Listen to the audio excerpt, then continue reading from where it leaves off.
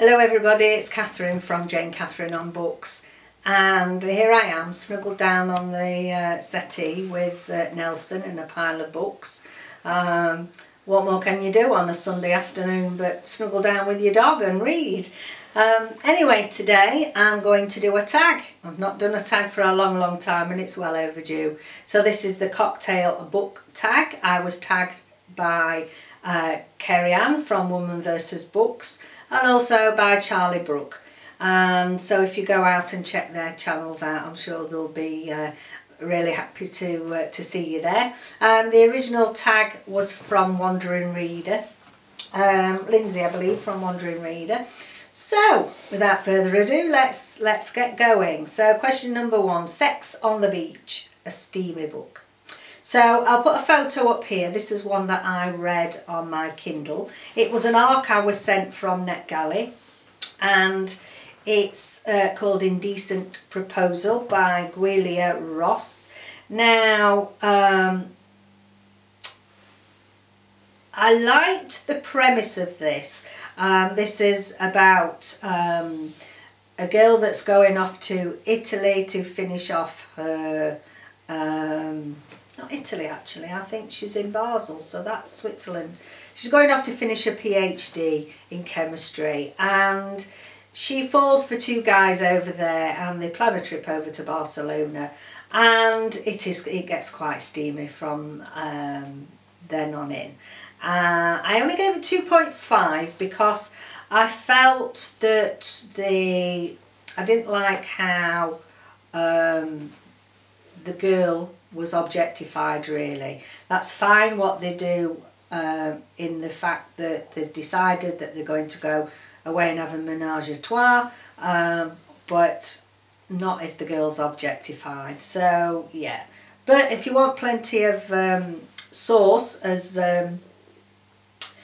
it's Louise from the Big Head Bookworm, she's like a sauce. If you want some sauce, then that's the book for you. So number 2, Bloody Mary, a book with a killer twist. So for this I've chosen one of my Patricia Highsmiths, and this is The Glass Cell. And yes, it's definitely got a twist in there. There's a guy that's sent to prison for a crime he didn't commit, and I think he becomes quite vengeful, shall we say, and sort of turns in personality while he's in there. So yes, that is definitely got a Bloody Mary twist in there. Question number 3, a Pina Colada, a book with a tropical or exotic setting. So for this I've chosen Evening is the Whole Day, and this is by Preeta Samarasan, and this is a family drama, and it's set in, I'm trying to think now where it is, Malaysia, yeah. And this is what I read for, we read this for Around the World Book Club with Mel from Mel's Bookland Adventures, and it's a lovely family story. It's quite a slow plot, so if you want something fast-paced, this isn't for you. There's a very good plot in here, but you know, it slowly paces along. Lovely characterizations. Feel quite sorry for the children in this. I thoroughly enjoyed it. It was a lovely read. So that's Evening is the Whole Day, and that's my Pina Colada. Number 4, Cosmopolitan, a book with a sophisticated character. So for that I could have chosen any from my Daisy Dalrymple series. I've chosen this particular one, which is Requiem for a Mezzo. So our main protagonist, Daisy Dalrymple, is a very sophisticated character.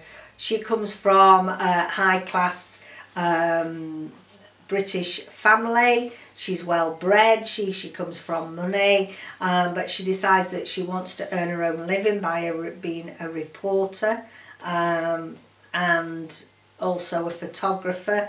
But wherever she goes to do a piece on stately homes, that's her remit. She's going around various stately homes to do an article on them. There's always a murder. Oh yes, there's a murder. I can't understand poor woman. Everywhere she goes there's a murder. So she's a very sophisticated character, and I think that's what I like about these. It's a cosy crime, but yeah, she's got that sophisticated edge which makes it a bit different. So there we go, that's my Cosmopolitan choice. Number 5, a Frozen Strawberry Daiquiri. I've never had one of those actually. A book to chill out with. So I've chosen 2 because these are 2 of my favourites from childhood, and you know, whenever time is tough I like to go and pull these out. They just remind me of fond memories from when I was young and when I was learning to read with my dad. The Elves and the Shoemaker was the very first book I learnt to read. This is obviously a more recent edition. This is by Maura Alperin and Erica Jane Waters, and it's got lovely illustrations in here, as you can see. So you can chill out, feel smiley, and yeah, it's an old-fashioned fairy tale, but I loved it. I think my dad was fed up of listening to it. He said, "What shall we read today? The Elves and the Shoemaker." Yeah. And then the other one, because I couldn't choose between the 2 because this is also my favourite, The Owl and the Pussycat. It's by Edward Lear, and also was one of my favourite poems as a child. So my 2 favourites were The Owl and the Pussycat and The Mail Train. Do you all remember? I don't know if you remember that one. This is the night train. Right. This is the mail train crossing the border, bringing a cheque and the postal order. Letters for the rich, letters for the poor. Coming up Beatock a steady climb. The gradient's against her, but she's on time. Da da da da da da da da da da da. Loved it. And the Owl and the Pussycat went to sea in a beautiful pea green boat. They took some money. No, they took some honey even, and plenty of money wrapped up in a £5 note. The owl looked up to the stars above and sang to a small guitar. See, I told you it was my fave. So yeah, 2 for chilling to. The Elves and the Shoemaker and The Owl and the Pussycat. You see, it makes you go all daft and giddy and chills you out and makes you feel marvellous. So they've done the job, haven't they? Right, let's have a look. What have we got next? Number 6, A Manhattan. A book that left a bitter taste in your mouth. Okay, so I'll put a photo up here, and this is the Lotteries +1. This is by Emma Donoghue, and this is her first middle grade piece of work, and I really didn't like it. I do like Emma Donoghue's writing. I do like the adult books, especially loved Room. I've read quite a few of hers and really enjoyed it. For me, it totally didn't work. Her style, the way that she put together the Lotteries +1, just didn't work for me, and it really left a bitter taste in my mouth. I thought it was awful. There was too many characters jammed into it. It was trying to be just too much. So yeah, the Lotteries +1. Number 7, Espresso Martina, a book you read late into the night. So I couldn't decide between 2, so I've given you both. So yes, Home Fire. This is quite a recent one by Camilla Shamsi. This is Women's Prize Fiction 2018 winner, and well deserved. And yeah, this is about, it's a family drama, but also it's very powerful, it's very sad. It's how sometimes young teenagers, young adults of the Muslim faith are picked on, I suppose. They're honed in on because they are vulnerable and they are radicalised. And yeah, I think it's a book that sends many powerful messages, and I think everybody should read it. So that one, I couldn't stop reading that. And then the other one is The Other Mrs. Walker. Now this was last year, I think, when I read this. This is by Mary Paulson Ellis, and oh, it says a detective story with no detective. This was brilliant. You can't stop reading this. There's twists and turns and you think you've got it, and yeah, oh, crikey. It's a family drama, but it's got so many twists and turns.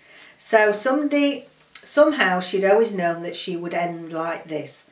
In a small square room, in a small square flat, in a small square box perhaps, cardboard with a sticker on the outside and a name.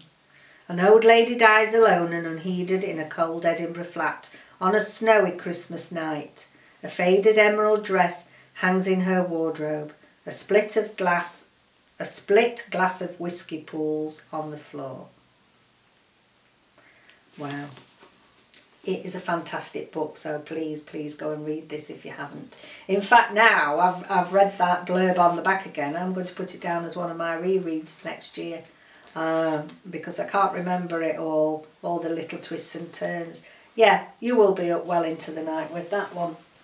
And, you know, you need one of your espresso martinis to keep you awake. So the next one is number 8, and that's a Cuba Libre, a favourite modern classic. Now, by modern classic, you think, oh yeah, something in the last few years, but modern classics go back decades. So I've picked 2 out here. I thought I'd pick a couple that, you know, aren't always in the public eye, aren't always talked about on BookTube. So I put the photos here. They were both from the library, so I put the photos in for you here. Number 1 was Down and Out in Paris and London by George Orwell. And I like George Orwell. He's not for everybody's tastes, but I do enjoy his work. And Down and Out in Paris, at times you'd think, crikey, I'll never go and eat in a restaurant again after you've seen behind the scenes in some of these restaurants. So I really enjoyed that. And then the other one is A Talented Mr. Ripley, and this is another one by Patricia Highsmith. This was made into a film years and years ago. I don't know if it was in the... I can't remember now what era it was in, but it had been made into a film, The Talented Mr. Ripley. And it's, yeah, murder with a twist, or not quite murder, shall we say, but sort of psychological mystery, or psychological characters, shall we say. So yeah, there's 2 modern classics that you've probably not heard about for a while, so go and check those out. And then finally, it says suggest your own cocktail and make your own question. So I've chosen Flower Power. Now this isn't a common cocktail really. It's a non-alcoholic cocktail, so that I thought we needed to put something in there. You know, if you fancy a cocktail in the daytime while you're reading, you don't necessarily want to be falling asleep in your book, and not everyone drinks alcohol, so I thought that would be nice to put something non-alcoholic in. So I've made up my own questions for this, and it's choose a book with a flower in the title or a flower on the cover. I've also, in the description, I've put the recipe for Flower Power, so you'll be able to make that yourself if you want to. So I've chosen this one. This has got lovely roses on the front. This is a poetry collection that David bought me. Beautiful red ones on the front, gorgeous pink one on the back. And it is The Perfect Gift of Quiet Celebration with Love by Daisy Seal. And this is a gorgeous, just opened one here, just to show you. Oh.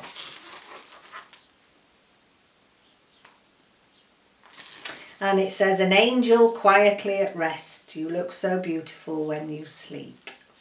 It's a gorgeous, gorgeous book. David often buys me lovely poetry gifts.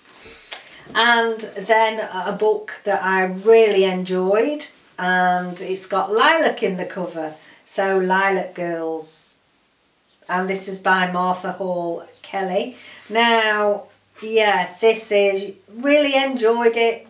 but you say that with, how can we say, take that with a pinch of salt, because it's very raw, it's very important read, although it's a work of fiction. We've got 3 characters in here in the Second World War who are doing what they can for the war effort. In their way, they think they're doing for the war effort. So we've got Caroline, who is doing a lot of charity work in America and sending clothes over for people in Paris that need them. We have Cassia, who is a Polish teenager that's captured by the Nazis and sent to Ravensbrück concentration camp, and yeah, horrible things happen there. And then we have a real life character, and she's called Herta Obenoza. I don't know if that's the correct way. She was a doctor, and she newly qualified as a doctor, and she went to Ravensbrück quite raw and fresh, thinking she was just going to go and help and do normal doctor things, and unfortunately that isn't what they had in mind. So yeah, you really must read this. It's a very important read, and also a very heartwarming read about friendship and the tenacity of the human being, really. So there we go, that's my cocktail tag. So many people have done this, so if you haven't done it and you fancy having a go at this, then please feel free to do so. Let me know if you fancy any of those books. Perhaps there's 1 or 2 you've not come across before and you'd like to try. Have a good old chat down in the I wanted to say the conversation box, but in the comments box, and I'll see you again next time. Bye for now.